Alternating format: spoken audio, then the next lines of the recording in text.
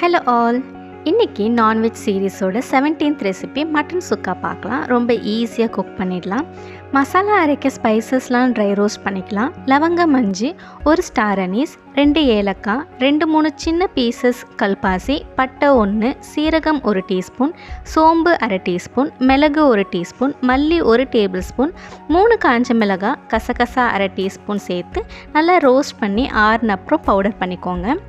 ஒரு கடாயில் நல்லெண்ணெய் 1 டேபிள் ஸ்பூன், 3 லவங்கம், 1 பிரிஞ்சி இலை, 1/4 டீஸ்பூன் சோம்பு, 6 இடித்த பூண்டு, 10 சின்ன வெங்காயம், 1 கொத்து கருவேப்பிலை, 2 காஞ்ச மிளகாய் சேர்த்து வதங்கின அப்புறம் 1 டீஸ்பூன் இஞ்சி பூண்டு பேஸ்ட் சேர்த்து பச்சை வாசனை போகிற வரைக்கும் வதக்குங்க.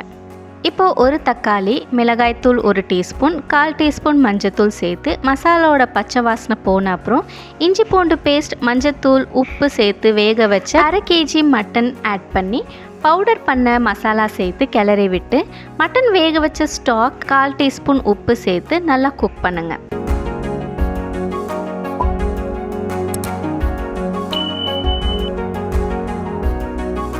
ட்ரையாக ரோஸ்ட் ஆன அப்புறம் கடைசியாக கொத்தமல்லி சேர்த்து இறக்குனா மட்டன் சுக்கா ரெடி.